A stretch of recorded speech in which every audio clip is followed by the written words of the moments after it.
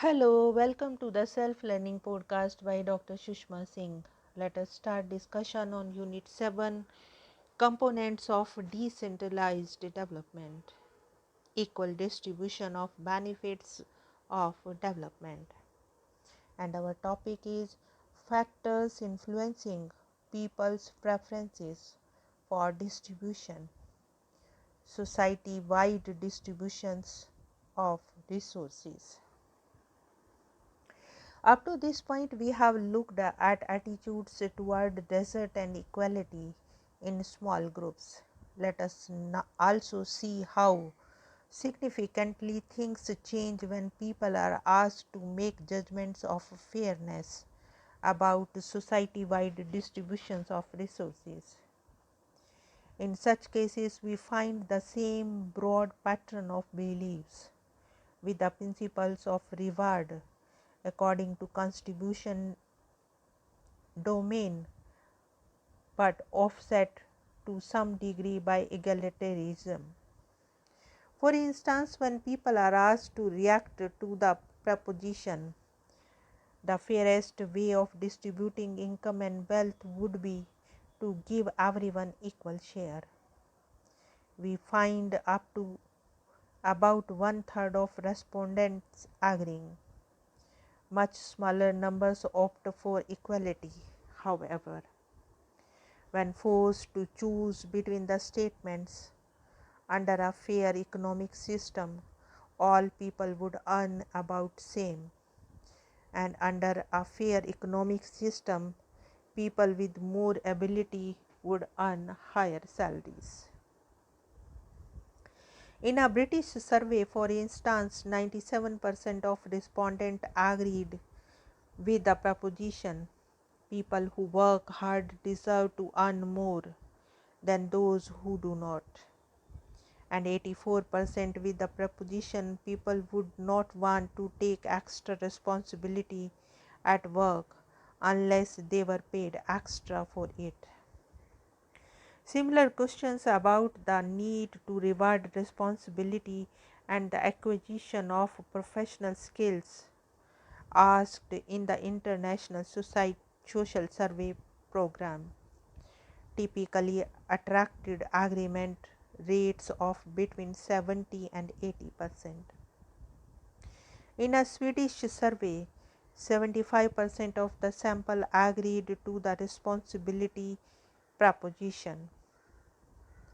In an American study, 78% of the respondents agreed that under a fair economic system, people with more ability would earn higher salaries, and 85% affirmed that giving everybody about the same income regardless of the type of work they do would destroy the desire to work hard and do a better job.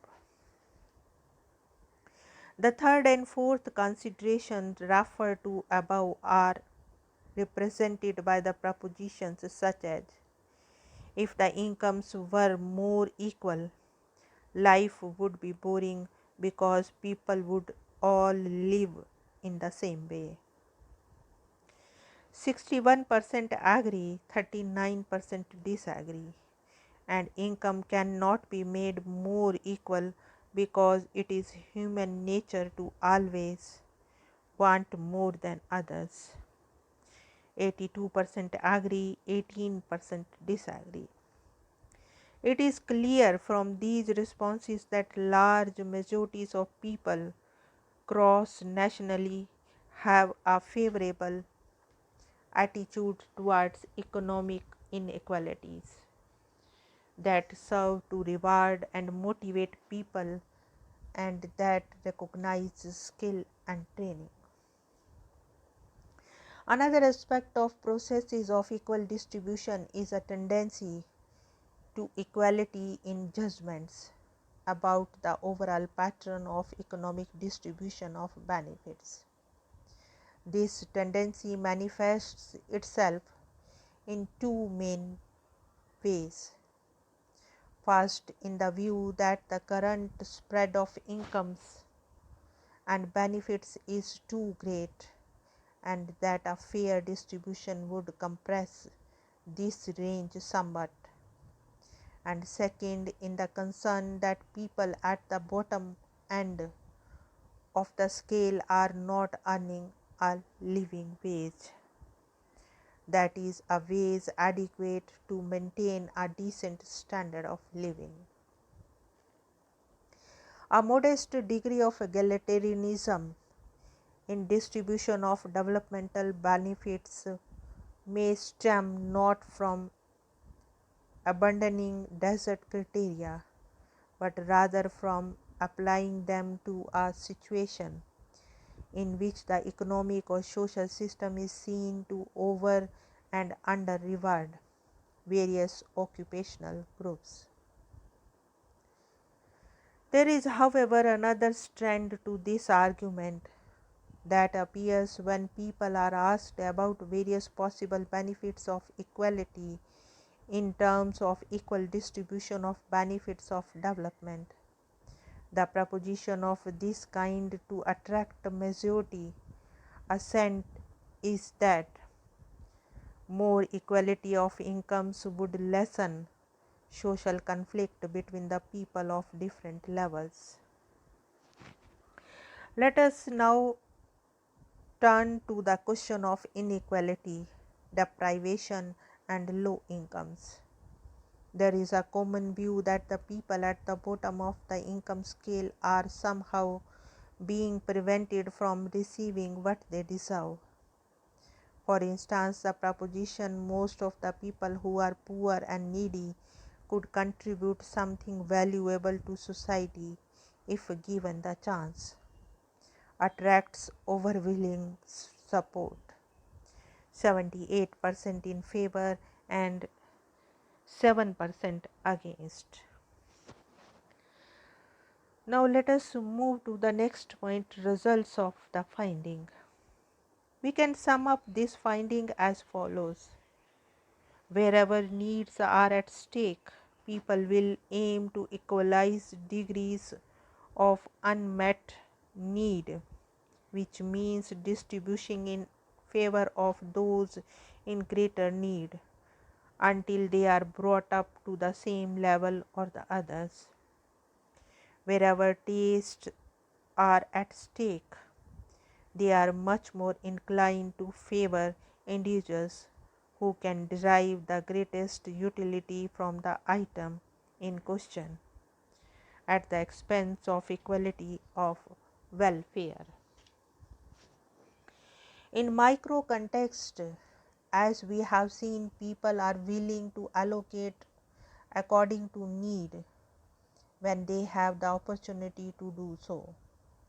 They draw distinction between needs and taste or preferences, and there is some evidence to back the conjecture that the group context most favorable to this distributive principle is one characterized by a high level of mutual sympathy and trust. If this interpretation is correct, people distribute on the basis of need, partly for reasons of justice and partly for reasons of generosity and humanity. Two caveats must immediately be added. However, first, support or state provision is consistent with the belief that the people should be able to make private provision for pensions, healthcare, education, and so on. Second, people tend to be strongly concerned that the needy may not be held responsible for their neediness, either in the sense that they have brought their needs upon themselves, or in the sense that they could escape them with a little effort. This concern lies behind skepticism about social welfare provisions, which manifests itself in the view that too much money is going to people who are needy only because of their own laziness or fecklessness. The question is, what should count as a need? Old age, disability, and sickness provide uncontroversial cases, but can need be extended to other factors less tied to psychological criteria? In Indian context, caste-based social, educational and economic backwardness has also become the basis of need as well as desert-based distribution.